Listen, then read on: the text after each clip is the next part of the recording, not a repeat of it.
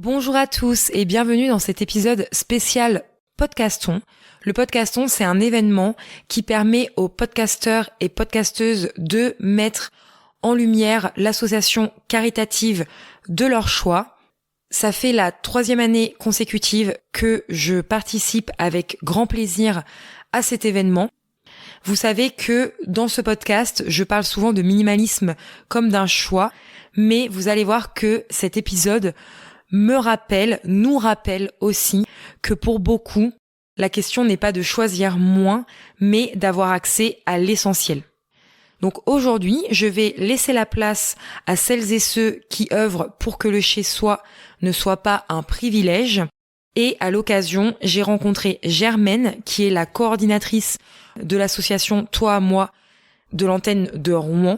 Et je vous laisse avec notre super échange. Bonne écoute! Bonjour Germaine, je te remercie d'avoir accepté mon invitation à venir sur le podcast. Bonjour Clémence, merci pour l'invitation. Est-ce que tu peux d'abord te présenter et me raconter ce qui t'a amené à t'engager auprès de l'association Toi à moi? Oui, alors moi je m'appelle Germaine, j'ai 28 ans et il y a un peu plus de 3 ans, j'ai voulu revenir sur mes terres natales en Normandie et y porter un projet intéressant, que je trouvais pertinent pour le territoire, quelque chose qui soit un petit peu nouveau, un peu complémentaire avec ce qui existe. Et je connaissais l'association Toi à moi, qui est une association qui a été créée à Nantes. Et je suis rentrée en contact avec l'association. On s'est rendu compte qu'il y avait d'autres personnes à Rouen qui avaient aussi cette envie de voir l'association arriver. Donc on s'est mis tous ensemble, on a commencé à se réunir et puis on a décidé de créer l'association, tout simplement. Du coup, on va en reparler un petit peu plus loin dans l'épisode. Ce que je voulais quand même préciser du coup aux personnes qui nous écoutent, c'est que là, donc, je suis avec toi, on est sur l'antenne de Rouen, Ouais. Mais il y a plusieurs antennes partout en France. C'est ça. Et la spécificité à Rouen, on est 3 villes à être dans ce cas-là, c'est que c'est une association indépendante avec notre conseil d'administration local, nos financements locaux, notre autonomie, mais qui est membre du réseau Toi à moi. Concrètement, ça veut surtout dire qu'on va chercher des financements localement et qu'on applique ce que fait Toi à moi partout en France, mais à la sauce rouennaise. Ouais, vous avez un peu plus d'indépendance si je comprends bien. Exactement. Avant que tu nous expliques un petit peu votre mission, vos actions au quotidien et tout ça, pour toi, qu'est-ce que ça signifie avoir un chez-soi? Comment tu le perçois, toi, personnellement? Avoir un chez-soi, c'est assez simple comme notion. C'est de se dire, par exemple, là, je suis dehors, je suis au bureau, je suis quelque part. Il y a un endroit où je peux rentrer et me sentir en sécurité, me sentir bien dans mon petit cocon. Et donc, ça veut dire que si je vais dormir chez une copine que j'aime beaucoup et qui est très accueillante, ben c'est pas pareil. Voilà, donc, un chez-soi, c'est vraiment un endroit où on se sent en sécurité dans notre cocon. Ouais, je suis d'accord avec toi. Ça me parle beaucoup quand je t'écoutais. J'étais en train de penser au mot cocon et tout ça. Et qu'est-ce que ça représente pour les personnes que vous accompagnez? Alors évidemment, ça représente plus que pour moi. Moi, j'ai la chance d'avoir toujours eu un toit sur la tête et des chez-soi qui se sont enchaînés, qui ont pris des formes différentes. Mais pour quelqu'un qui a soit été beaucoup hébergé à droite à gauche, soit qui a connu la rue, soit qui a été dans des centres, des choses comme ça, forcément, l'enjeu d'avoir un endroit où on se sent en sécurité, c'est parfois vraiment inespéré. Quand, je rentrerai un petit peu plus dans le détail après de ce qu'on fait, mais quand on a une personne qui a vécu beaucoup d'errance, généralement on utilise ce terme-là, errance, parce que juste la rue, des fois, c'est pas suffisant, on comprend pas suffisamment bien, parce qu'en fait, on alterne en général être un peu hébergé chez quelqu'un, puis ensuite ça prend fin, puis un petit peu à la rue, puis un petit peu en centre d'hébergement dans une autre association, etc. Donc quand quelqu'un arrive et qu'on lui dit, ben voilà tes clés, là c'est chez toi, fais-en ce que tu veux de cet espace, c'est vraiment chez toi, t'es locataire ici. Des fois, c'est vraiment inespéré, quoi. On sent que les personnes se sentent comme elles l'ont pas été depuis longtemps, en fait. Ouais, elles ont un petit peu du mal à y croire, Ouais, à réaliser en fait que ça y est. Enfin, ça doit être un peu déroutant au début pour elles. Ouais. Alors justement, on va rentrer un petit peu dans le cœur de l'association. Est-ce que tu peux simplement, dans un premier temps, nous décrire la mission de Toi à moi? Ouais. Alors, ce que fait Toi à moi, c'est très simple. Moi, c'est aussi pour ça que j'ai voulu porter le projet de Toi à moi à Rouen. C'est que je trouve ça vraiment très simple. C'est aider des personnes qui ont connu la rue à changer de vie durablement. On insiste sur la partie durablement, parce qu'il y a vraiment cette notion que une personne qui passe par toi à moi ne retourne plus jamais à la rue, ou en tout cas ne retrouve plus jamais cette grande précarité qu'elle a connue avant. Et donc pour ça, on met en place un modèle qui repose sur 3 éléments. Le logement, ça paraît évident, mais bon, il faut quand même le dire, Oui, c'est hyper important c'est un d'avoir peu le toit sur la début, tête. quoi. C'est ce que tu disais tout à l'heure avec le chez-soi. En fait, sans ça, c'est hyper difficile d'avancer sur le reste, voire impossible. Donc il y a cette partie logement, il y a une partie accompagnement. C'est un peu le cœur du fonctionnement de toi à moi. En fait, on va aider les personnes à lever tous les freins qui les empêchent d'être autonomes. Donc ça peut prendre des formes très variées. On pense tout de suite en général au travail, mais parfois il y a beaucoup de choses à activer, soit en amont, soit en parallèle. Ça peut être la santé, ça peut être des problématiques juridiques, ça peut être reprendre du lien avec sa famille, avec ses enfants. Et le dernier élément, en plus du logement et de l'accompagnement, c'est le lien social. Et donc pour ça, on a une équipe de bénévoles. À Rouen, ils sont entre 15 et 20, à donner de leur temps de manière hebdomadaire à peu près, pour passer du temps avec les personnes qu'on accompagne, soit seules, soit en collectif. Ça peut être des choses très très simples, comme prendre un café, faire un repas ensemble, ou des choses un peu plus organisées, une journée à Paris, un week-end à la mer, des choses comme ça. Et donc en alliant le logement, l'accompagnement et le lien social, nous on trouve que c'est une recette qui marche plutôt bien pour aider des personnes à sortir de la rue durablement. Et je trouve que c'est très complet. Enfin, on s'imagine pas, parce que c'est vrai que tu dis, bah voilà, le premier pilier, entre guillemets, c'est le logement. Mais c'est ce que j'ai aimé en me documentant sur votre association avant de te contacter pour venir sur le podcast et tout ça. C'est vraiment, c'est pas que le logement, tu vois. C'est vraiment complet, c'est vraiment, enfin, on va en reparler tout au long de l'épisode, mais je me dis, voilà, c'est pas, on va donner un logement et puis on va laisser la personne se débrouiller. Et comme tu disais tout à l'heure, bah, déjà, c'est quelque chose d'énorme pour une personne d'avoir un logement après, comme tu dis, l'errance dans la rue ou des hébergements et tout ça, que les laisser un petit peu patauger après avec le reste. Enfin, ça peut être impressionnant. Je pense que nous, on s'en rend pas compte quand on est dans notre vie, on va dire, un peu plus classique, normale. Enfin, je sais pas tellement le mot, mais de l'importance de tout ce que tu viens d'expliquer. Et quelles sont les valeurs qui guident vos actions au quotidien? C'est une grande question. Je pense que la philosophie qu'on applique, c'est la philosophie du logement d'abord. Donc c'est un modèle qui existe déjà depuis longtemps en Finlande, au Canada, Housing First en anglais, et qui est censé être le modèle appliqué en France aussi. C'est juste que ça prend un peu de temps, et à pas rentrer dans les détails politiques, mais c'est quelque chose qui est censé être appliqué et qui l'est plutôt assez mal. Et la philosophie derrière le logement d'abord, c'est le droit au logement. En fait, toute personne, au même titre qu'on a le droit à la santé, il faut qu'on ait un toit sur la tête. En fait, nous, c'est ça. C'est tout le monde a droit à un toit sur la tête. Il y a aussi évidemment des valeurs de solidarité. Moi, j'ai un toit sur la tête. Les bénévoles, la plupart ont un toit sur la tête. Ils choisissent de prendre du temps pour aller aider des personnes pour se réinsérer. Donc évidemment, la solidarité, c'est hyper important. Et il y a aussi plus largement la notion de participation. C'est-à-dire que chez toi et moi, on essaie de dire que tout le monde peut avoir sa place, que ça soit en donnant de son temps, que ça soit évidemment en faisant des dons. En tant qu'entreprise, il y a aussi des manières de s'engager. Ça peut être en donnant de la visibilité, comme ce que tu es en train de faire là. Tu vois, et on essaye vraiment de se dire, n'importe qui me contacte aujourd'hui et qui veut essayer de faire quelque chose pour toi à moi, on peut lui trouver une manière de participer. Ouais, c'est du collectif, quoi. Voilà, c'est vraiment collectif. Mettre en avant l'humain, le cœur. Enfin, tu vois, c'est comme ça que je le perçois quand je t'écoute. Complètement. Je voudrais qu'on parle un petit peu, parce que je pense qu'on est tous passés par là, enfin voilà, mais est-ce qu'il y a des idées reçues sur le sans-abrisme, sur l'accès au logement que tu aimerais un peu corriger ou déconstruire? Tu vois, moi j'en ai une en tête qu'on entend souvent, et du coup tu vas me dire si c'est vrai, si c'est faux et tout ça. Par exemple, c'est un exemple, après on peut en discuter sur d'autres exemples et tout ça, mais on entend souvent qu'il y a des gens qui ne veulent pas sortir de la rue, par exemple, tu vois. Qu'est-ce que tu peux nous dire par rapport à ça? Est-ce que c'est vrai, peut-être pour des personnes, peut-être pas pour d'autres? Et puis après, s'il y a d'autres idées reçues. Ouais. Alors déjà, je tiens à dire que les personnes qu'on accompagne à toi, à moi, c'est des personnes qui ont fait le choix d'être accompagnées. Je peux peut-être prendre 30 secondes pour expliquer comment elles arrivent là.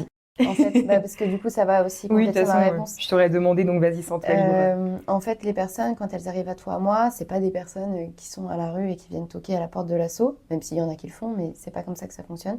C'est des personnes qui nous sont orientées par des associations partenaires. Donc des personnes qui, par exemple, sont dans la rue, il y a une association de maraude qui vient, l'association de maraude peut peut nous transmettre un dossier de candidature. Ça peut être des personnes qui sont déjà dans le circuit de l'hébergement d'urgence. Ça peut être des personnes qui sont dans des centres d'accueil pour demandeurs d'asile. Voilà, c'est vraiment très, très, très, très varié. À Rouen, on a une 40aine de partenaires, tu vois, qui peuvent nous orienter des personnes. Donc, c'est vraiment large.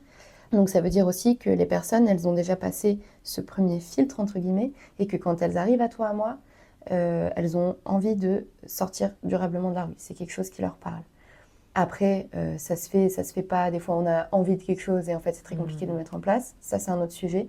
Mais ce que je veux dire, c'est que, évidemment, c'est un mythe, ce que tu viens de dire. Oui, mais non, mais je te demande parce que j'ai déjà entendu. Donc, le principe d'une idée reçue, c'est qu'en général, c'est faux. Voilà. Mais, donc, je suis assez mal placée, en fait, pour répondre parce que moi, les personnes que je vois, c'est que des personnes qui ont hyper envie de s'en sortir, qui font preuve vraiment d'une très forte motivation, d'une très forte résilience. Alors oui, des fois, il y a des problèmes de santé mentale, par exemple de la dépression, de l'anxiété, des choses comme ça qui font que si tu les vois une journée où ça va pas trop, tu peux te dire « Ah merde, bah lui, faut peut-être qu'il se bouge un peu s'il veut retrouver du boulot. » Mais quand tu l'accompagnes sur plusieurs années, tu vois qu'en fait, il a hyper, hyper envie. Donc moi, les personnes qui n'ont pas envie de sortir de la rue, je les vois pas. Après, on dit parfois que aussi, s'il y a ce sentiment-là, ça peut être des questions de dignité, tu vois, de se dire cette solution-là, cette situation-là, pardon, je l'ai choisie. Parfois, ça peut être aussi une manière de reprendre un peu le contrôle de la situation. C'est quelque chose qu'on peut entendre aussi. Mais franchement, tu vas dans un centre d'hébergement d'urgence, tu vas dans un gymnase l'hiver avec toutes les personnes qui dorment dehors et qui se retrouvent entassées à dormir là. Ça te donne un bon aperçu du nombre de personnes qui dorment dehors et qui n'ont pas du tout envie d'être là. C'est une grosse idée reçue. Ouais, non, mais je me doutais bien en te posant la question. Et plus largement sur les idées reçues, nous, on a bossé sur un outil qui est commun, qu'on utilise tous en France, qui s'appelle la fresque des personnes sans abri. C'est sur le même principe que la fresque du climat. C'est un jeu, c'est vraiment le principe d'un jeu avec des cartes. C'est un atelier qui va être animé auprès de 10 à 12 personnes. Et l'idée, c'est justement de déconstruire, de comprendre pourquoi on se retrouve à la rue, qu'est-ce que ça fait à une personne et comment on peut en sortir, avec différents points de vue. Et donc, moi, je me suis quand même bien plongée dans comment on se retrouve à la rue, comment on en sort, etc. Et en fait, on se rend compte qu'il n'y a pas un profil type. Il peut y avoir des circonstances qui sont un peu communes, des facteurs qui vont aggraver le risque de se retrouver à la rue, par exemple. Mais en fait, entre cette expérience-là de la fresque et ce que moi j'observe au quotidien avec les personnes que j'accompagne, il n'y a pas... c'est vraiment des situations hyper différentes. Et je ne peux pas te donner un profil type rien qu'avec les personnes que j'ai accompagnées. J'ai accompagné des gens qui ont de 19 à, là, le plus vieux, il a 48 ans, des femmes seules avec des enfants, des hommes seuls, des presque ados à 19 ans. Enfin, vraiment, des situations extrêmement différentes avec des problématiques extrêmement différentes. Donc, il n'y a pas de profil type. Et c'est vrai qu'en général, on pense tout de suite au profil un peu, je vais le dire vulgairement, mais c'est comme ça qu'on peut en parler quand on n'est pas dans le milieu, le clochard de la gare avec sa 8-6. Bon, ça, c'est la partie un peu visible de l'iceberg. Mais en réalité, il y a des dizaines et des dizaines de personnes qu'on ne voit pas, qui se cachent, qui n'ont pas envie que ça se sache, en fait. Donc, ça se voit, ça se voit moins. Mais tu vois, en t'écoutant, ce qui me vient en tête aussi, c'est que je te parle comme je le ressens, tu vois. Je te dis des interrogations que les gens pourraient se poser et tout ça. C'est qu'on pourrait se dire, dans le pays dans lequel on vit, avec, entre guillemets, tu sais, on entend tout le monde parler avec tous les aides que les gens ont, avec tout ça et tout. Comment on arrive, tu vois, à pouvoir se retrouver à la rue? Alors, je sais que les aides ne font pas tout, mais tu vois, il y a des gens qui doivent se dire très certainement, il y en a, on leur donne tellement d'aide, il y a tellement ceci, tellement cela, tu vois. Qu'est-ce que tu peux nous dire là-dessus, toi, qui as un peu le point de vue intérieur, tu vois c'est n'importe quoi, déjà. Non, mais j'aime bien, tu vois, comme ça, on en parle. Non, si on rentre dans le sujet, déjà, il y a quelque chose dont on parle assez peu, parce qu'on aime bien dire qu'il y a énormément de fraude au RSA. En fait, ce dont on ne parle pas, et qui représente bien plus que la fraude au RSA, c'est le non-recours. Je ne sais pas si c'est un mot que tu connais. Non, pas... y a une des associations dans les locaux ici qui travaillent sur ce sujet-là. Le non-recours, c'est le fait que les procédures sont tellement compliquées qu'il y a des personnes qui n'ont pas accès à certains droits auxquels ils devraient avoir accès.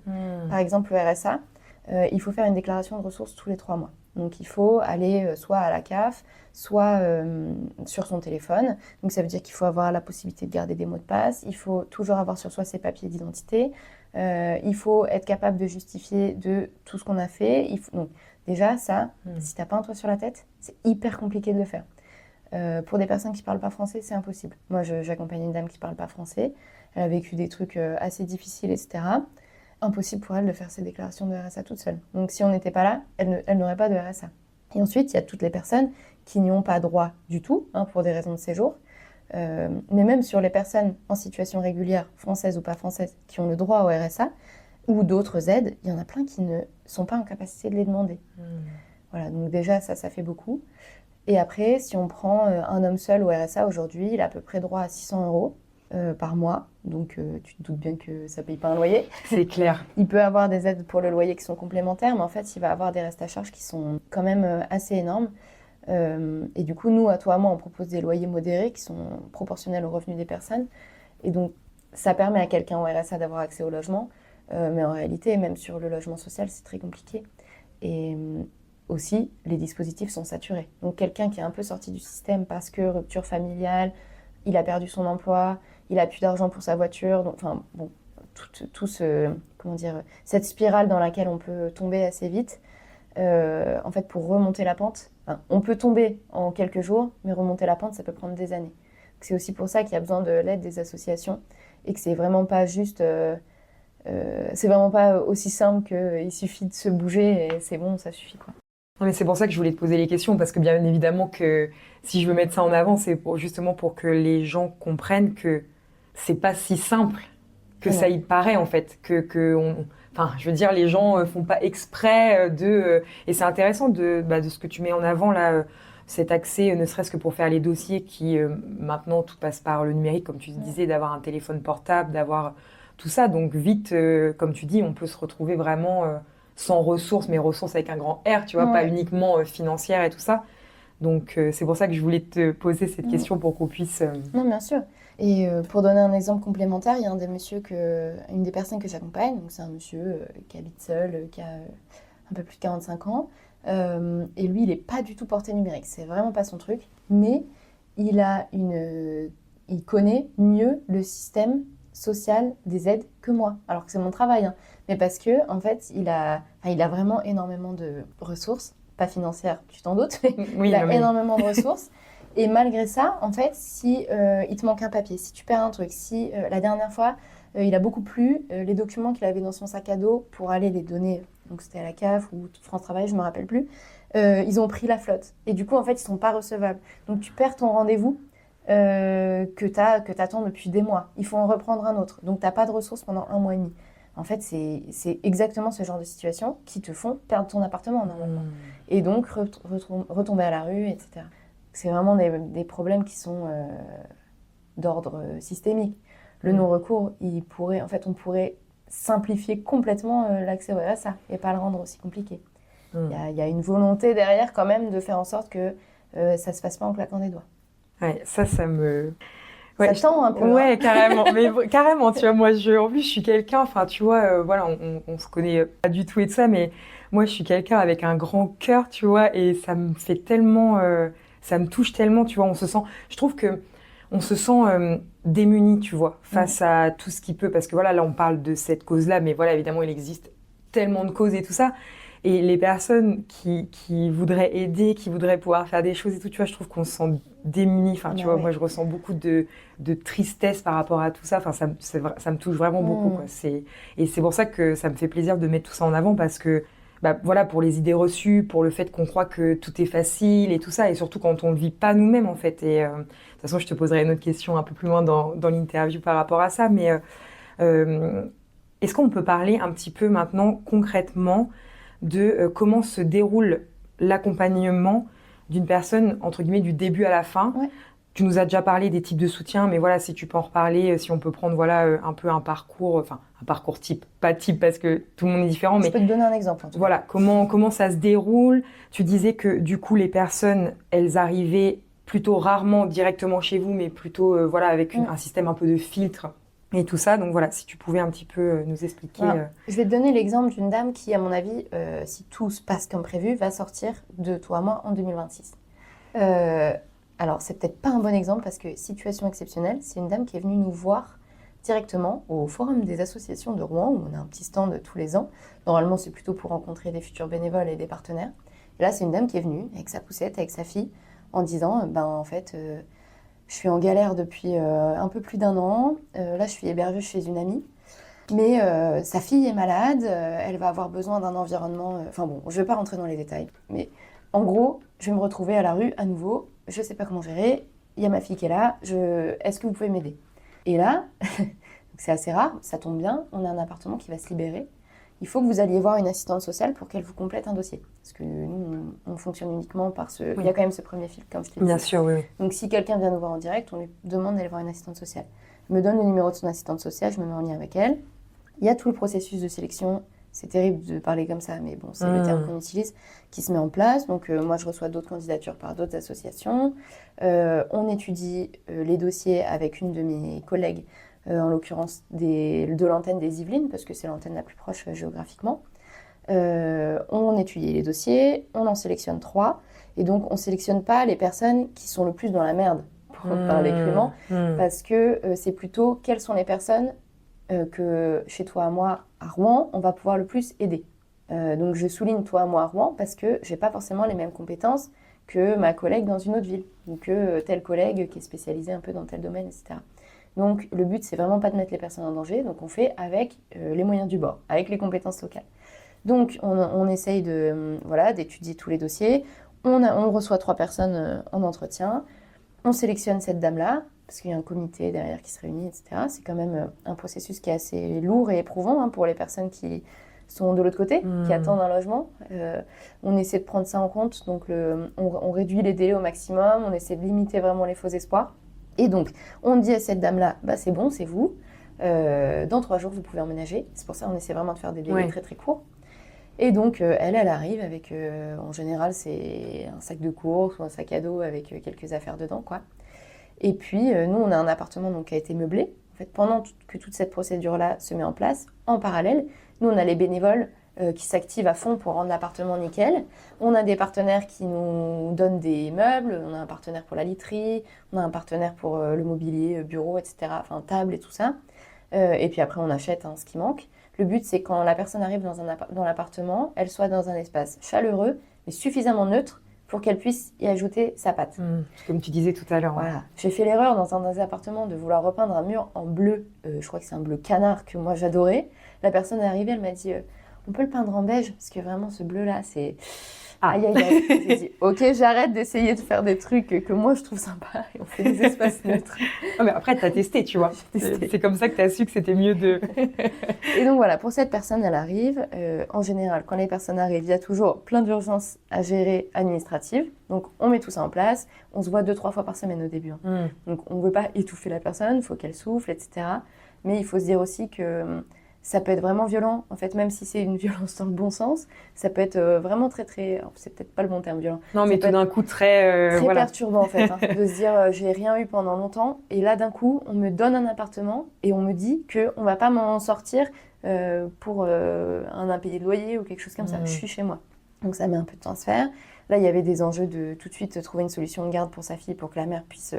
avoir du temps pour elle. Sa petite avait 2 ans, je crois, à cette époque-là. Donc, en fait, elle était collée à elle depuis sa naissance. Et elles ont vécu des choses difficiles, elles ont vécu dehors, etc. Donc, pour la maman, c'était très, très important qu'on puisse faire garder sa fille.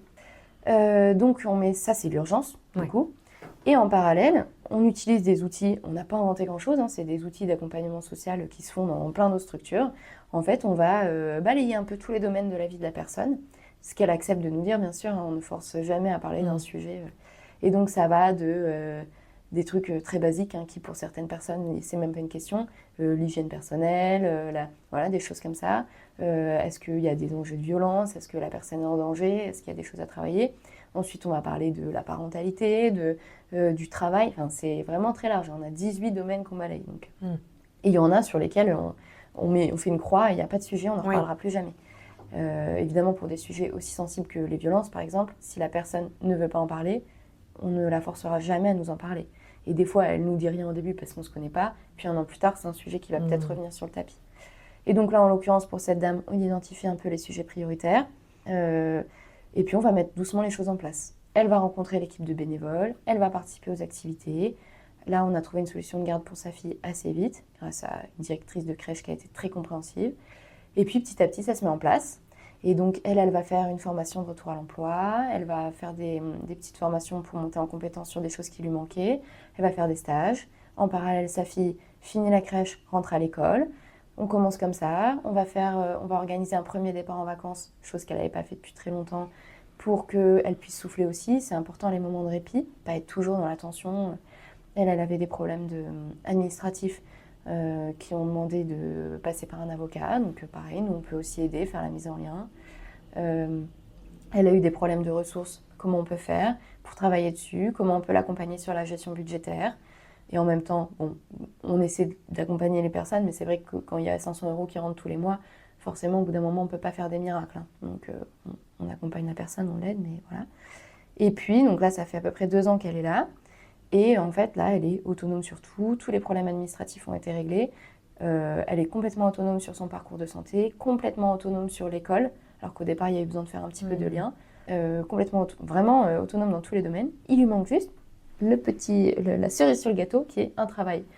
Mais on sait que quand elle aura un travail, et que du coup, ça lui permettra de payer un loyer aussi un petit peu plus important que ce qu'elle paye aujourd'hui, on sait qu'en fait, là, son environnement et ses ressources sont suffisamment sécurisées pour que quand elle part de toi à moi, même si elle perd son travail, il n'y aura pas un retour à la rue. C'est vraiment ça l'objectif. C'est important ça aussi, oui. Parce que si on met 2-3 choses en place mais que tout est un peu bancal, ça ne va pas le faire. Là, elle est très bien entourée, non seulement par les bénévoles de toi à moi, mais surtout parce qu'elle a su se construire un entourage personnel. Elle a vraiment des ressources autour d'elle, etc. Et donc on sait que là, quand tu auras ça, c'est un gros sujet, on se voit 3 fois par semaine pour candidater à plein de trucs et tout, c'est le sujet du moment. On sait qu'elle, dès qu'elle a un logement, un travail, c'est bon, c'est fini. Et ça fait au moins 6 mois qu'elle nous dit j'ai vraiment hâte de partir. Mais quand je pars, je deviens bénévole, hein, je passe de l'autre côté. Ça, c'est chouette. Bah oui, parce qu'elle veut redonner ce qu'elle a reçu. Exactement. Et elle a la c'est une sensation belle d'avoir boucle beaucoup reçu. vertueuse. Ouais.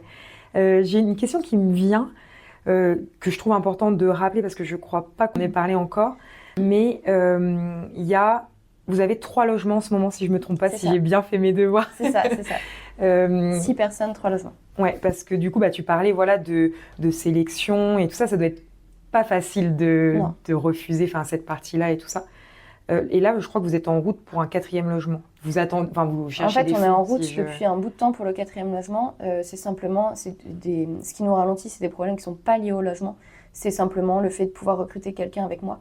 Parce que je suis la seule salariée, du coup, pour l'instant. Et donc, la moitié de mon temps de travail, c'est l'accompagnement. L'autre moitié, c'est le développement de l'association.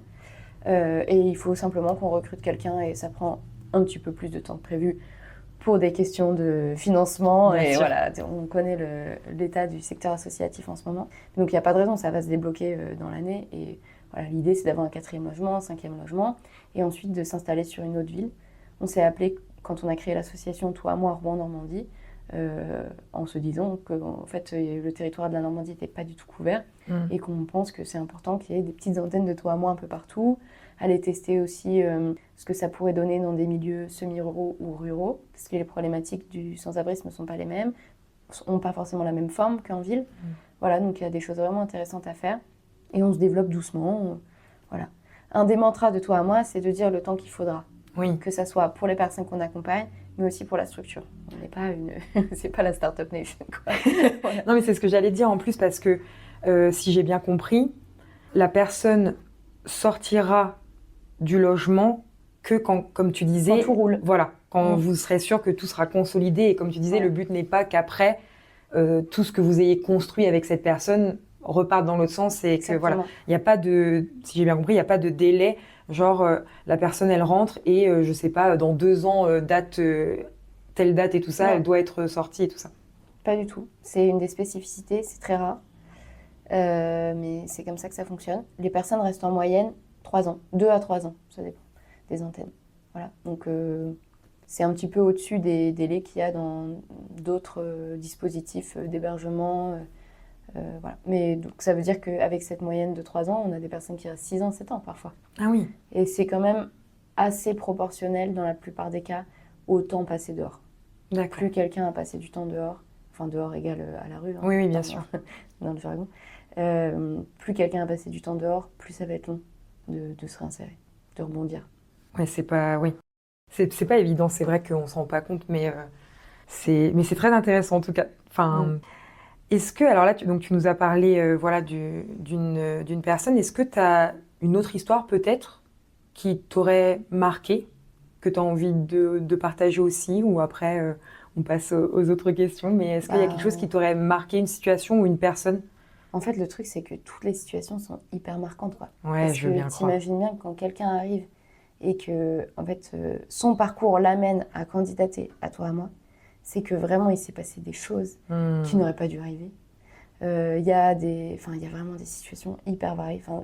Et j'ai peur, en fait, qu'en te donnant un exemple, je rentre trop dans, tu vois, Oui, non, mais je comprends. C'est pour ça que dans voilà, l'intimité de la personne. il y a aucune obligation et tout ça. Mais oui, je veux bien croire que chaque histoire, enfin après voilà, c'est des histoires différentes comme tu disais, mais chaque histoire enfin ça doit vous faire quelque chose de voir d'où la personne part quand vous la rencontrez et de voir où la personne arrive. Enfin ça doit être.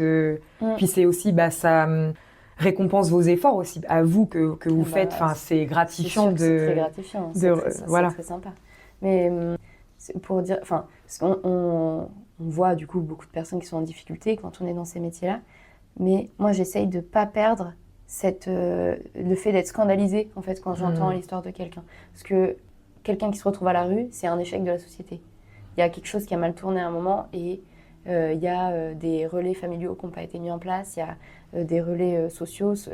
Comment c'est possible que... Enfin, moi, je suis toujours scandalisée par ça, hein. Pourtant, je travaille depuis 3 ans dans ce secteur-là, donc je commence à comprendre un petit peu comment ça fonctionne. Ça me scandalise toujours autant qu'en tant que société, on laisse des personnes dormir à la rue. C'est complètement scandaleux. Donc, moi, je suis touchée à chaque fois par les histoires que les personnes me racontent. Je suis énervée, je suis outrée, indignée, et on fait tout pour que ça change et qu'en fait, les personnes puissent avoir la chance qu'elles méritent de s'épanouir et de mener une vie sympa, quoi. Oui, de ce que je ressens de ce que tu dis, c'est que t'as pas envie d'être amené à penser que bon bah voilà je fais ça c'est normal et tout, tu veux toujours garder le fait voilà surtout quoi. pas banaliser ce qui se passe. C'est toi à moi je crois que ça doit être depuis le début je pense, une des petites phrases qu'on dit souvent, c'est s'indigner et agir, passer de l'indignation à l'action. Moi c'est vraiment ce que je ressens. C'est tu vois des situations tu prends n'importe quelle personne que tu croises dans la rue, tu lui demandes comment il en est arrivé là. Bon, il aura sûrement pas envie de te répondre, mais si tu avais l'occasion de lui demander, à chaque fois, c'est des histoires incroyables. Il faudrait faire des livres, des films sur tout ce qui se passe. Et moi, ça m'indigne profondément. Et c'est pour ça que je trouve que toi à moi donne une bonne possibilité d'agir. Plutôt que, voilà, si on est indigné par ça, rester passif, ça rend malheureux aussi. Oui, non, mais c'est ça. Mais ça, en fait, vous le transformez en force. Exactement. C'est très bon slogan, s'indigner et agir, parce que vous transformez votre colère, voilà, tout ce que vous ressentez en force pour aider les personnes, pour, en tout cas, être dans l'action, pour pas être passif vis-à-vis de tout ça. Donc, non, c'est... Et du coup, ça peut être très frustrant on parle entre collègues, quand il y a une situation qui bloque pour une raison qui nous dépasse, par exemple, une raison administrative. Il y a la plateforme, j'en parle parce que c'est un peu technique, mais en fait ça touche des milliers de personnes. Depuis quelques années, la plateforme pour faire les demandes de titre de séjour, donc c'est aussi bien pour les personnes qui viennent d'arriver en France et qui tentent leur chance entre guillemets, mais c'est aussi pour des personnes qui sont là depuis des années, qui renouvellent leur titre de séjour, qui ont des familles, des travails, etc., des enfants français, voilà.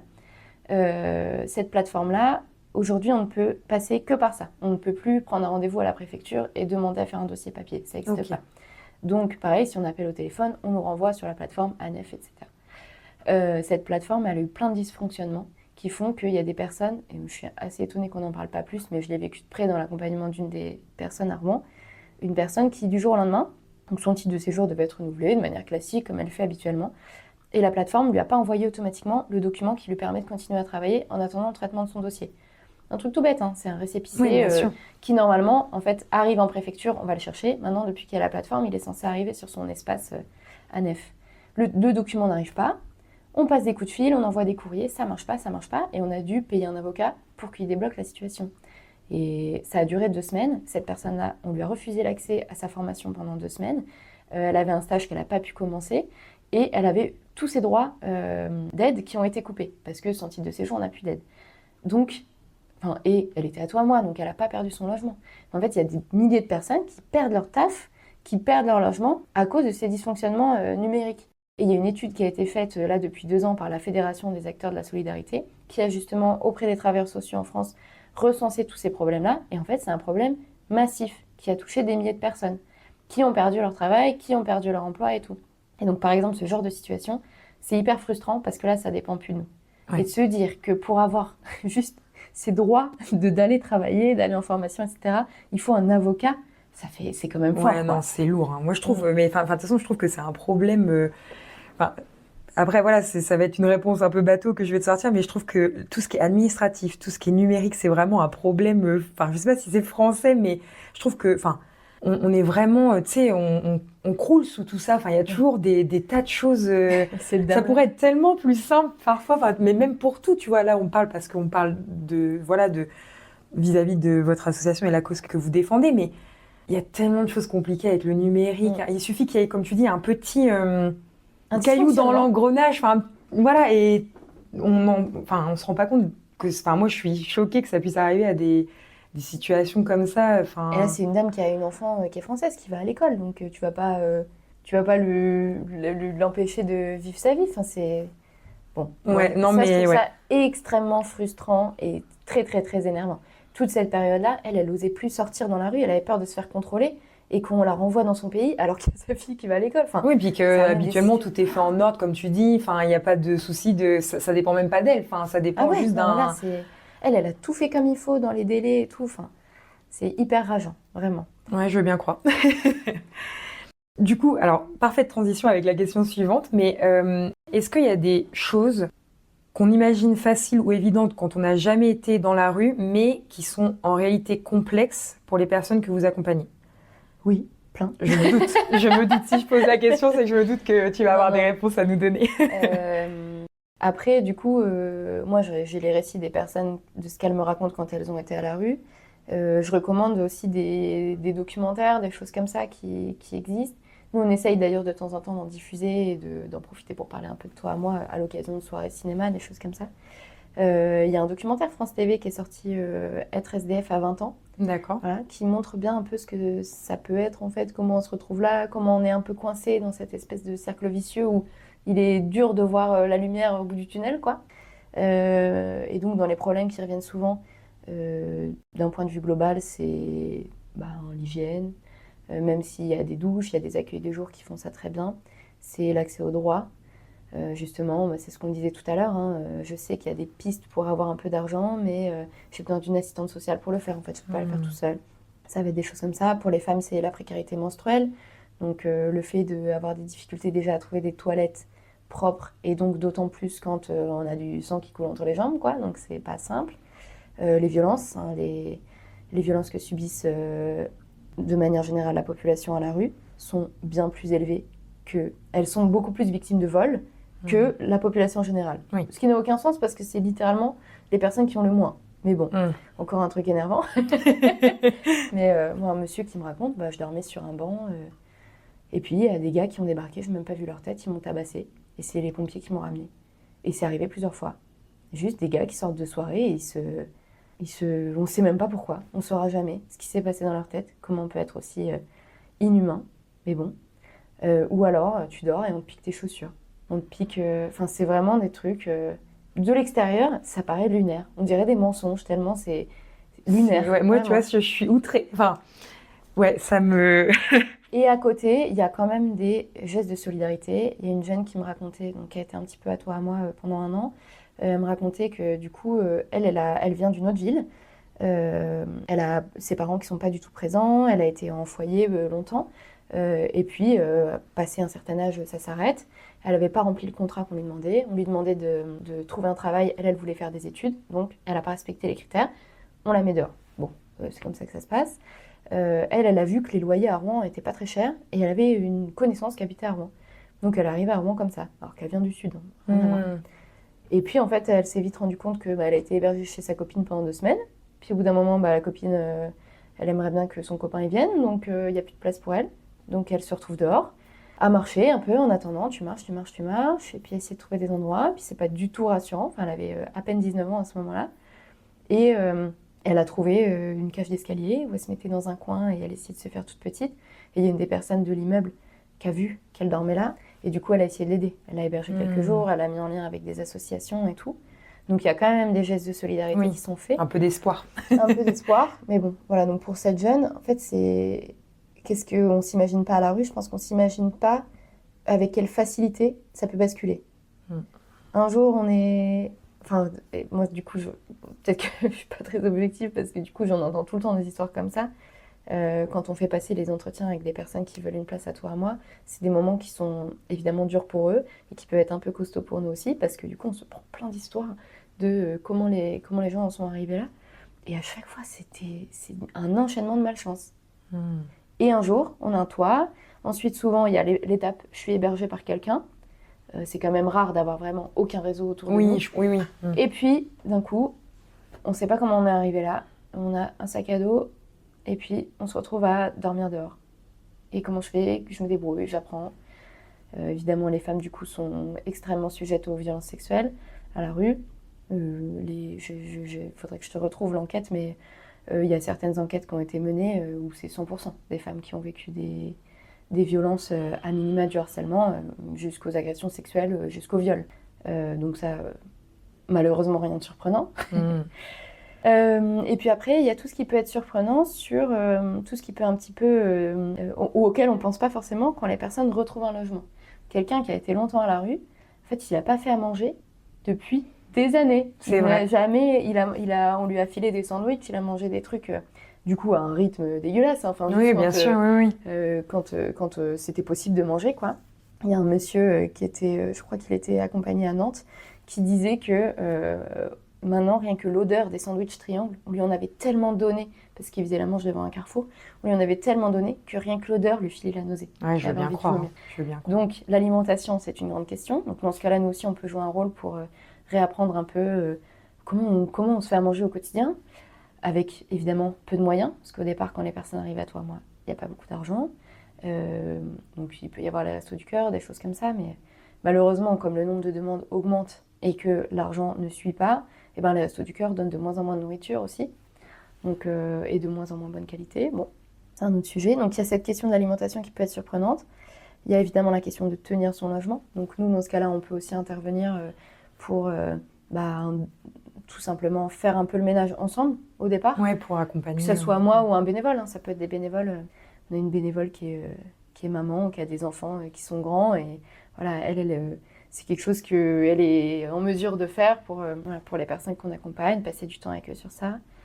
Et après, il y a aussi dans les choses qui m'ont un peu étonnée, il y a des fois l'écart entre la volonté sincère de se bouger et l'incapacité physique.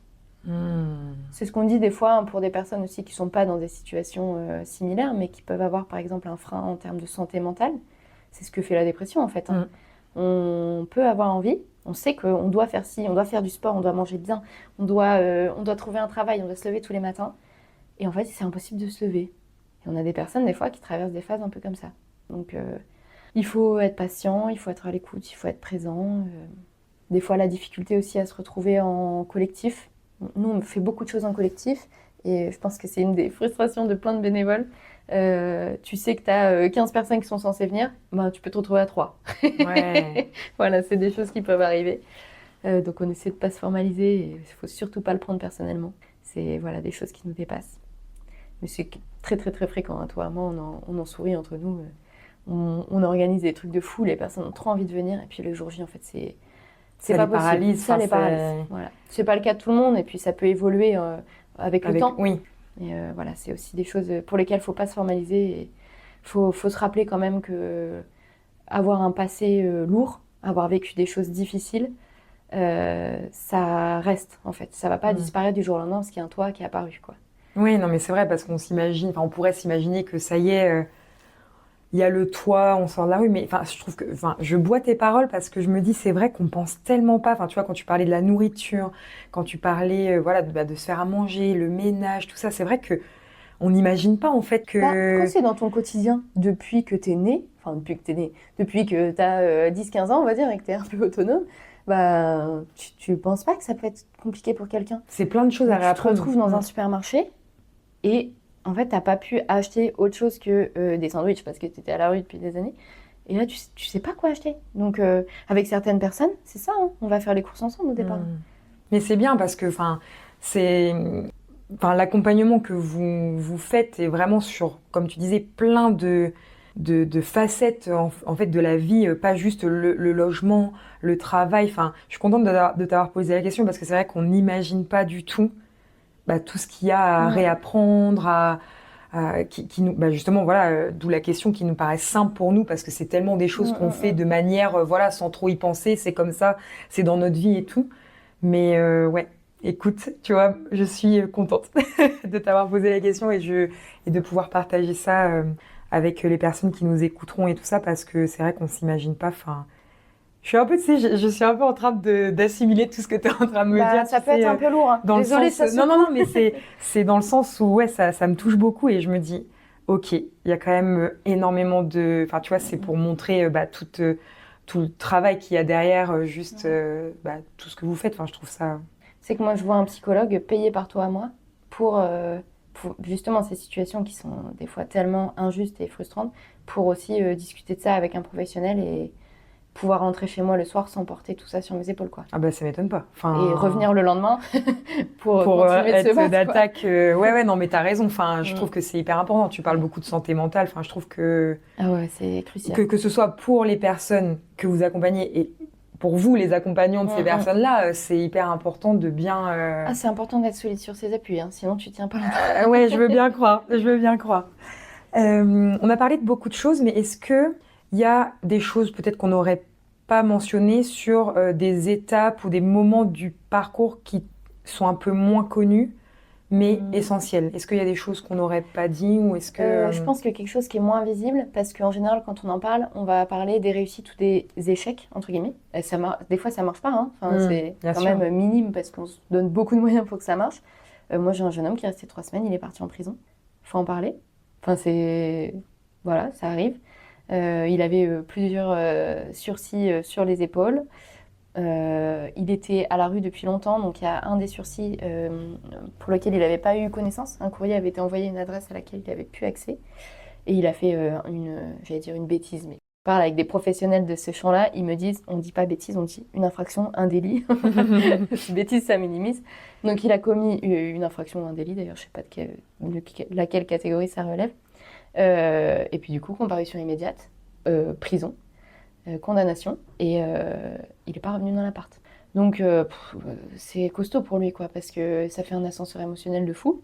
Et donc ça, évidemment, on le crie pas forcément sur les toits parce que ça fait pas de la bonne pub, mais moi je pense que c'est important de le dire. En fait, on travaille avec des personnes qui ont des énormes difficultés.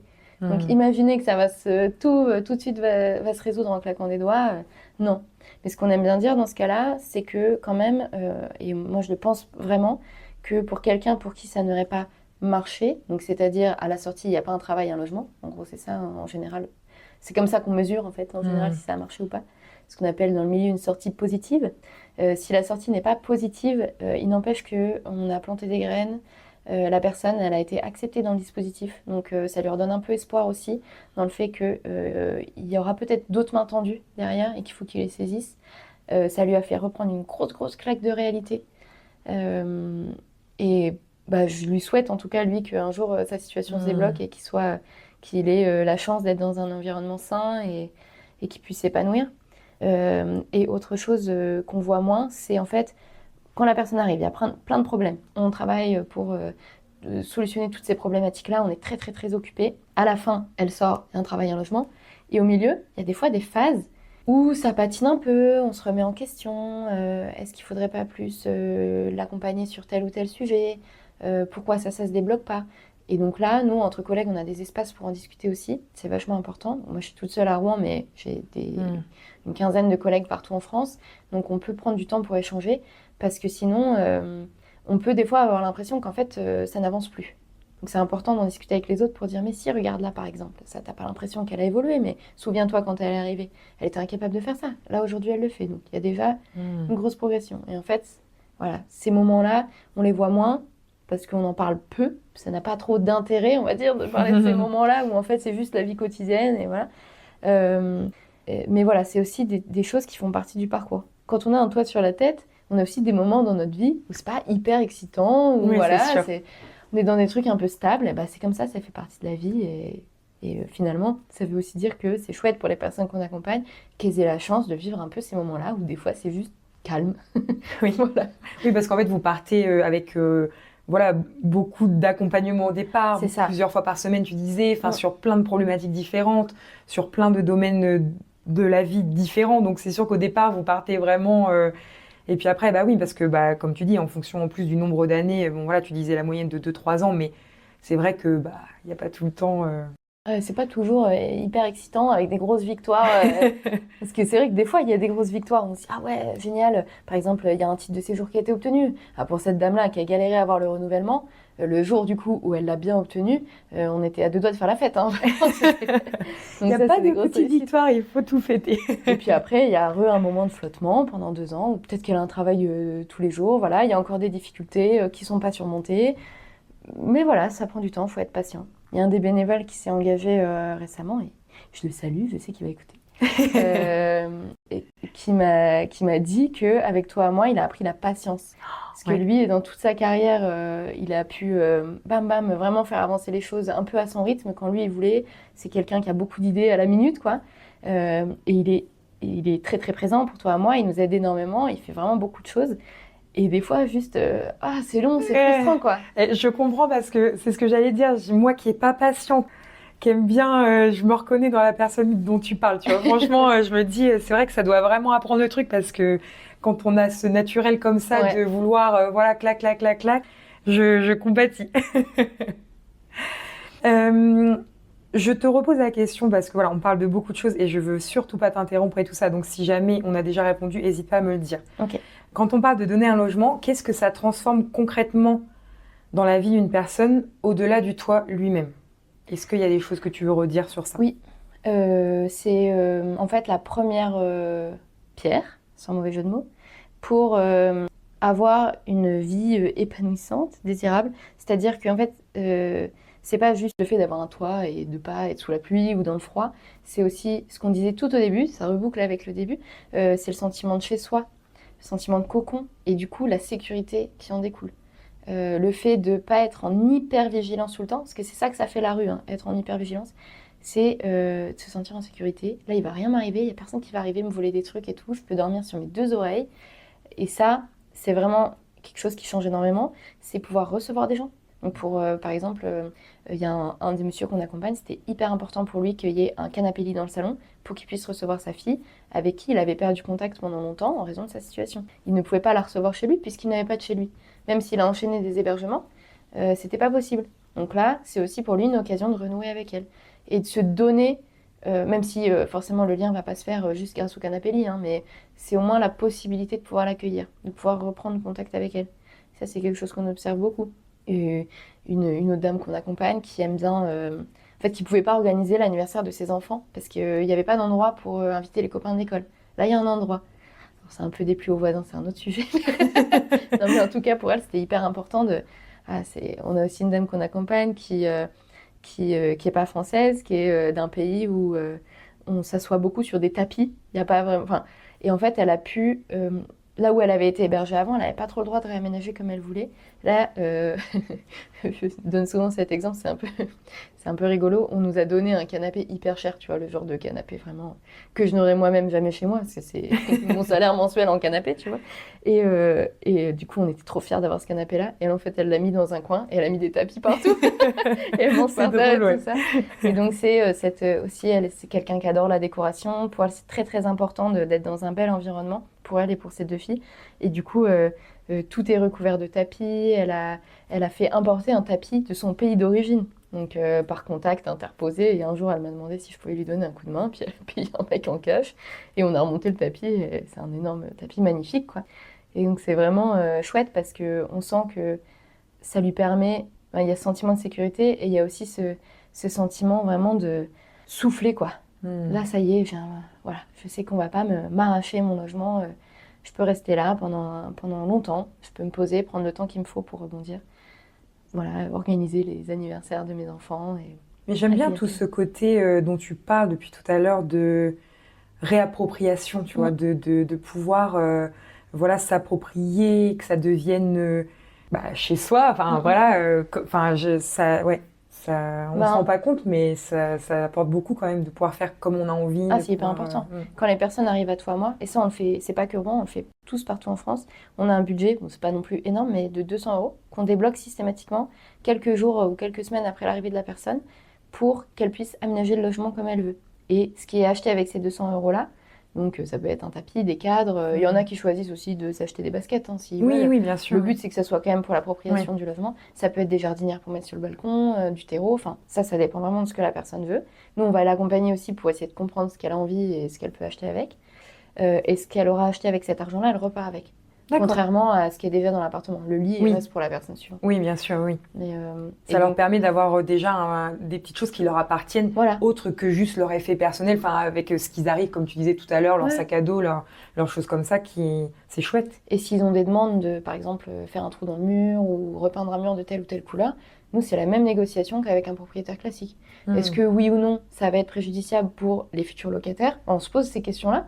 Donc en fait, on les met vraiment dans une situation de location la plus classique possible pour que pour la suite, ils aient tous ces codes de qu'est-ce que ça fait d'être locataire en fait. Oui, qu'ils aient déjà les bases, voilà, ne serait-ce que par ça, de pouvoir se réintégrer et de voir après plus tard quand vous les laisserez s'envoler, on va dire, qu'ils aient déjà connaissance de ce qu'il faut qu'ils fassent, comment procéder et tout ça. Exactement. C'est des choses qui sont pas innées du tout.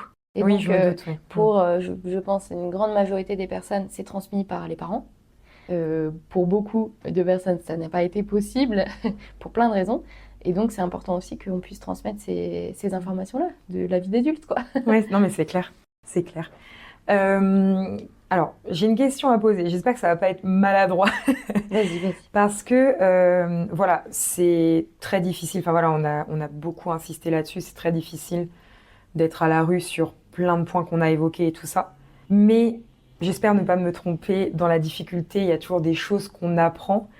Et est-ce que tu as des exemples quand même? Parce que même si la rue, ça enlève beaucoup de choses à une personne, parfois, qu'est-ce que ça peut quand même lui apprendre malgré tout, tu vois? Je pense qu'à mon avis, il doit y avoir des exemples quand même de... Je sais que c'est délicat de poser cette question, mais je me dis qu'il y a une certaine force, enfin, tu vois, il y a une certaine... oui. Alors, je veux quand même bien partir du principe que être à la rue, c'est pas nécessaire pour avoir des apprentissages. On est bien d'accord. On est bien d'accord sur le fait que personne ne devrait être à la rue, que c'est complètement inhumain, On est bien que ça d'accord. devrait pas arriver, que c'est un scandale.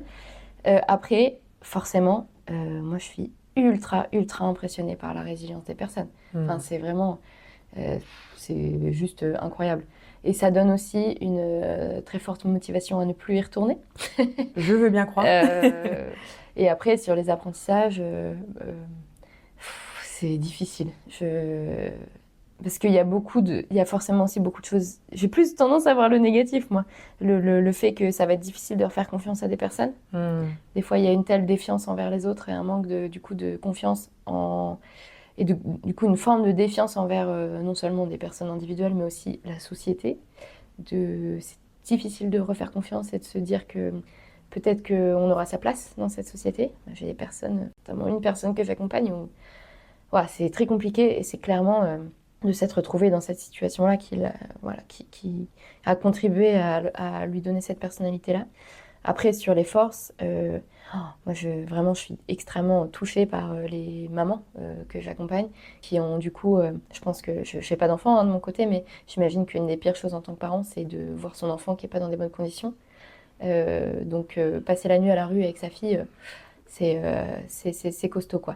Et donc, je pense notamment à une personne, la personne qui va probablement sortir cette année, selon moi, elle a une force depuis le départ, mais vraiment qui est inspirante pour tout le monde, et on est tous d'accord pour le dire.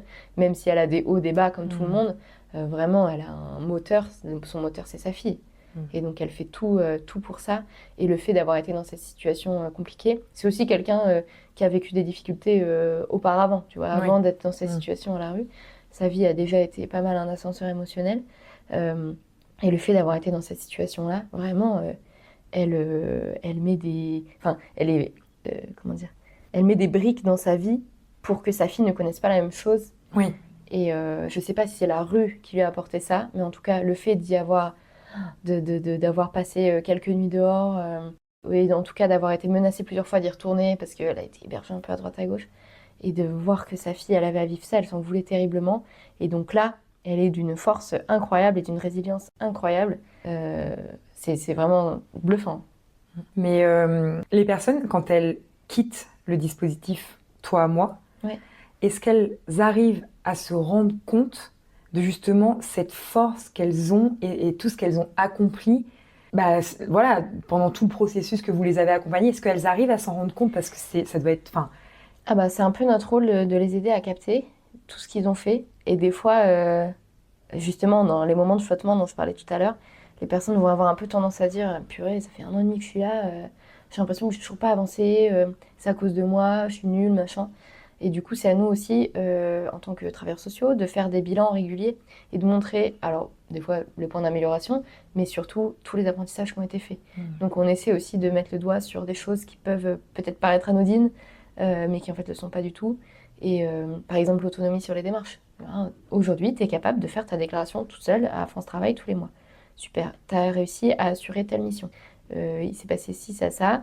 Tous les jours, tu gères complètement de manière autonome le fait d'emmener et de reprendre ta fille à l'école. Enfin, des choses qui peuvent paraître banales, mais comme c'était des sujets au départ, c'est aussi à nous de les valoriser pour que la personne se rende compte de tout ce qu'elle a accompli. Et moi, j'essaie de le dire de temps en temps, hein. Quand il y a des petits moments de down, moi, j'essaie de le dire avec ces mots-là. Je veux dire, je suis impressionnée, je suis bluffée, je te trouve très forte, je te trouve ou très fort. Tu as déjà accompli des trucs que 90% des gens n'auraient jamais fait. C'est incroyable ce que tu as vécu, tu as une force en toi. J'essaie de le dire. Et des fois, la personne dit oui. Puis je vois quand même que ça rentre un petit peu. En tout cas, j'espère. ouais. Non, mais moi, en tout cas, avec tout ce que tu me racontes depuis tout à l'heure, avec tout ce qu'on échange depuis tout à l'heure, voilà, je sais pas si y a des personnes qui seront dans ces situations-là et qui écouteront, cet épisode, mais moi, je suis bluffée. Tu vois, juste par rapport à ce que tu me racontes, je suis déjà bluffée de tout ce qui... De voir que c'est possible. Ouais, et puis de tout ce qu'il y a à réapprendre, et puis de tout ce que les personnes font pour s'en sortir, qui nous, voilà, encore une fois, nous paraissent faciles au quotidien, mais que c'est pas le cas pour tout le monde. Enfin, moi, je suis sans voix, tu vois. Pourtant, sans voix, pour enregistrer un podcast, c'est pas très pratique, mais en tout cas, ouais, je suis vraiment, sincèrement bluffée. Enfin, il y a pas d'autre mot. On en a un petit peu parlé aussi tout à l'heure. Donc, s'engager, voilà, auprès de personnes en grande précarité, ça bouscule forcément. Qu'est-ce que ce travail change chez les bénévoles et les salariés qui s'y investissent? Donc, tout à l'heure, tu parlais, par exemple, voilà, d'apprendre la patience. Toi, tu disais que tu faisais aussi attention à ta santé mentale. Enfin, voilà. Est-ce que tu as d'autres exemples vis-à-vis de ça? Justement, là, on est en train de mettre en place un système, parce que du coup, ça fait 3 ans que Toi à moi Rouen existe, et on est en train de mettre en place un système pour faire des entretiens avec les bénévoles et justement pouvoir un peu plus mesurer ces choses-là, quel impact ça a sur eux. Et donc là, sur les premiers entretiens qu'on a fait passer, quand on leur dit est-ce que vous avez l'impression d'avoir acquis de nouvelles compétences ou voilà des choses que vous pouvez valoriser, en général, ils disent bah non, je sais pas trop. Et après, on donne des exemples. Ils disent ah ouais, par exemple, l'écoute, la patience, des compétences relationnelles, et il y a encore des choses qui... C'est aussi à nous, en tant qu'association, du coup, d'aller donner ces compétences-là, d'aller outiller les bénévoles. Mais évidemment que ça transforme, ça transforme. Après, on a aussi des bénévoles qui sont engagés un peu partout, donc c'est pas du tout nouveau pour eux. Mais pour ceux pour qui c'est un peu nouveau, en général, il y a un peu cette prise de conscience de « Ah ouais, c'est long. Ah ouais, on n'imaginait pas forcément... » Parce qu'il y a des personnes, enfin les personnes que j'accompagne, tu vois pas à leur tête qu'elles ont connu la rue.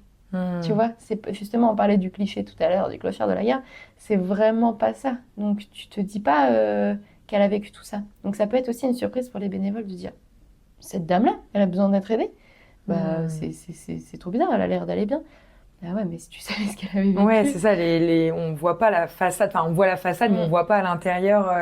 Puis après, ils passent un peu de temps ensemble, des fois il y a des choses qui sont racontées, là on comprend.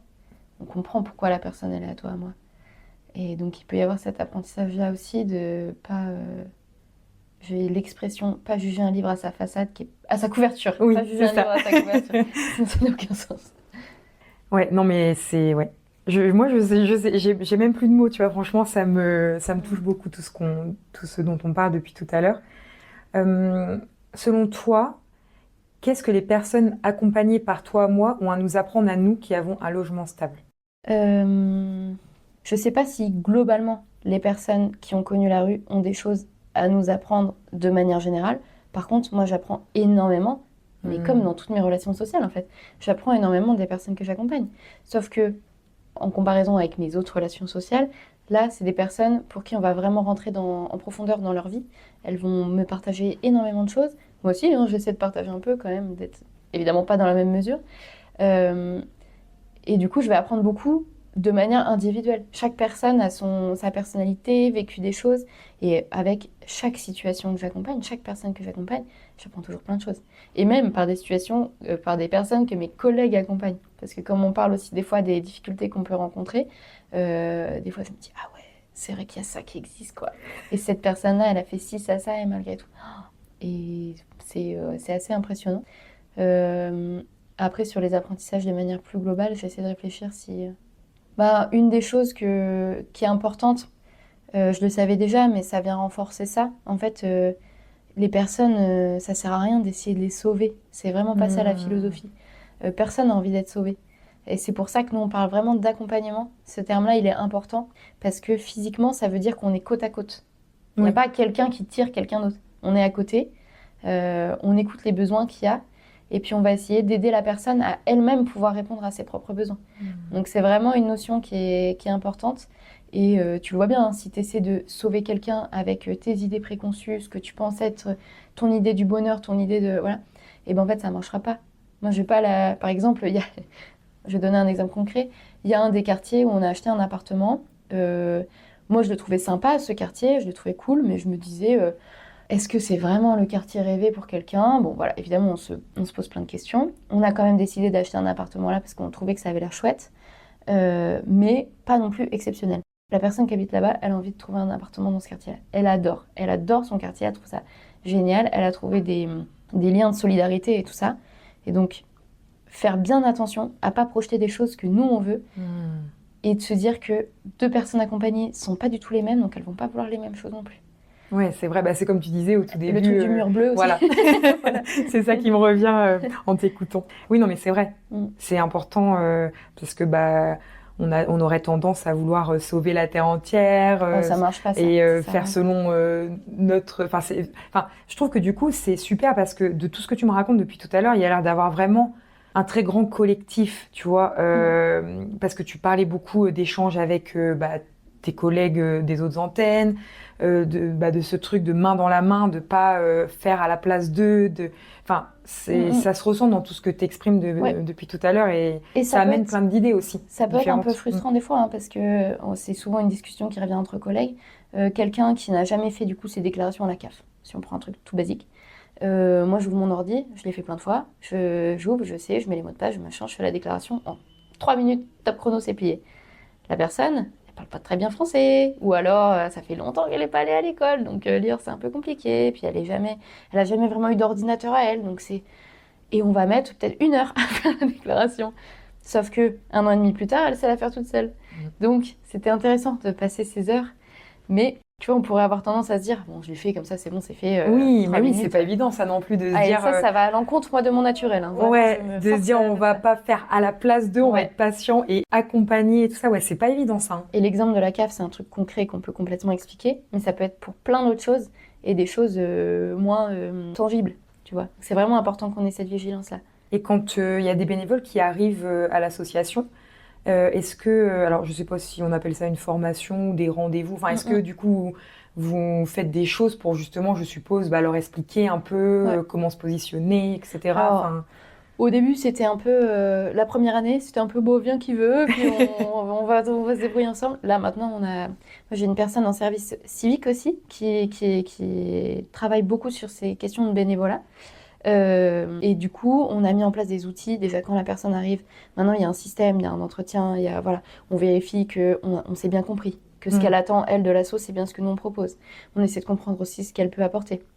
Non pas qu'il y a des personnes qui peuvent rien apporter. Non, mais je vois. Hein. C'est qu'est-ce que tu aurais envie de faire, etc. Il y en a qui ont plus envie de garder un peu les enfants, il y en a qui ont plus envie de faire du collectif, il y en a qui sont hyper doués en cuisine, et du coup faire des trucs de cuisine. Voilà. Et on leur donne des supports qu'on a travaillés, qui ont été faits par des bénévoles. c'est même pas moi qui ai fait, des bénévoles qui l'ont fait en disant ok, quand moi je suis arrivée, j'ai pas compris ça, ça, ça. Du coup, c'est important que dans le support figure tel truc, tel truc, tel truc. On essaie de faire quelque chose de plus exhaustif possible, tout en restant simple et que la personne puisse comprendre. On peut aussi la renvoyer vers, tu vois, des liens de vidéos, d'interviews, de choses comme ça. On l'encourage à écouter pour voir si c'est quelque chose qui lui plaît, qu'elle peut comprendre. Et ensuite, il n'y a pas vraiment de... C'est quelque chose qu'on est en train de travailler, mais pour l'instant, il n'y a pas de formation initiale. Quand la personne arrive, on ne peut pas lui dire bah, tu suis cette formation de 2 heures et tu comprendras tout. Par contre, on a très régulièrement, nous à Rouen, on essaie d'en faire au moins une fois par an, et en partenariat avec des bénévoles d'autres antennes qui viennent à Rouen pour les formations, on demande un peu aux bénévoles quels sont les sujets qu'ils aimeraient bien travailler, sur lesquels ils aimeraient monter en compétences, et on fait intervenir, on trouve un financement pour ça, et on fait intervenir un professionnel du sujet. Donc par exemple, on a eu une formation sur la santé mentale et la précarité, une formation sur les questions d'addiction, de manière large, et aussi avec le public à la rue en précarité. Et voilà, c'est des choses sur lesquelles les bénévoles se sentaient pas forcément hyper à l'aise, et du coup c'était important. Une formation sur l'écoute et le collectif. Et là, on a plusieurs bénévoles qui nous ont fait remonter le besoin d'une formation peut-être sur comment on se positionne en tant que bénévole pour la parentalité de quelqu'un d'autre. Tu vois, comme on a plusieurs mamans et qu'on en aura d'autres à l'avenir avec leurs enfants. Voilà, c'est des questions moi, qui me semblent hyper intéressantes et je participe toujours aux formations. Ouais, ça semble pour très être avec les enrichissant. bénévoles. Ah, c'est vraiment trop bien. Et ça, c'est quelque chose qu'ils apprécient, que nous aussi on apprécie. Et en plus, c'est chouette pour eux. Il y en a plusieurs qui, pour leur cursus pro, me demandent des attestations, etc. Donc c'est quelque chose qu'ils peuvent aussi valoriser. Et puis, pour moi, c'est super intéressant de me dire qu'il y a une équipe de bénévoles là, ils sont calés, quoi. Ils sont forts, ils ont plein de ressources. Ils se complètent, ils s'écoutent, ils font des réunions ensemble, ils sont motivés et ils sont vraiment, ils apportent vraiment des choses à la fois pour l'asso et pour les personnes accompagnées, quoi. Et puis ça resserre aussi les liens C'est entre clair. vous, enfin voilà, Ouais. parce que je suppose que vous voyez pas forcément tous en même temps, enfin vous avez chacun et chacune vos actions et tout ça, donc C'est ça. Et en même temps, on a des temps où on essaie de se revoir tous. Donc là, par exemple, lundi soir, il y a une réunion de bénévoles. Donc on se donne 1 heure max. On a pas mal de petits sujets à aborder. Puis après, il y a les personnes accompagnées qui nous rejoignent et on se fait tous un repas ici dans la cuisine du bureau. On se fait un repas et du coup, on est 15-20 et ça fait tu vois, partie c'est du sympa. lien Ça fait social partie du lien, ouais. c'est chouette, c'est vraiment chouette. On arrive tranquillement du coup à la fin de l'épisode. Si une seule chose, ou plusieurs, hein, je dis une, mais voilà, devrait être mieux comprise par le grand public à propos du sans-abrisme et de l'accès au logement, ce serait laquelle? Je pense que je vais revenir sur ce que j'ai déjà dit. En fait, ça n'arrive pas en claquant des doigts. Il suffit pas de dire pourquoi il se bouge pas celui-là, il trouvera un logement tout de suite ou un travail en traversant la rue. Je pense que c'est vraiment ça. On peut pas comprendre chaque personne et comprendre ce qu'elle vit, mais il faut essayer de sortir un petit peu de ça, à mes yeux, et de se dire si la personne est là, c'est sûrement qu'il lui est arrivé plein de choses pas sympas. Qu'il y a une série de malchance, que voilà, elle s'est retrouvée dans cette situation-là, et plutôt que de la blâmer et de lui dire il faudrait que ça soit elle qui se bouge, c'est de réfléchir à comment on peut aider à ce que ça n'arrive plus. Tu vois, on sait bien que en fait c'est pas une responsabilité individuelle. Il y a forcément des choix qui mènent à. On peut faire des erreurs, on peut faire des erreurs de jugement, etc. Mais globalement, si une personne se retrouve à la rue, c'est un échec collectif. C'est pas la faute de la personne. Et du coup, si vraiment ça m'énerve, si ça m'indigne, comment je fais pour pouvoir faire ma part? Comment je fais pour pouvoir agir?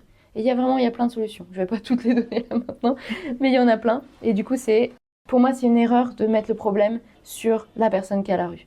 De lui mettre la faute sur elle, c'est vraiment une erreur. C'est pas comme ça qu'on va avancer. Et puis bon, comme on dit, si ce serait aussi facile, on verrait pas justement C'est clair, des personnes dans la rue, voilà. Et bien justement, comment on peut faire pour soutenir toi, moi, l'association et tout ça? De quoi est-ce que vous avez besoin? C'est le moment de tout nous dire. Et bien alors, que ça soit à Rouen ou sur d'autres villes, vous pouvez regarder sur Internet, on a une petite carte avec les villes où on est présent.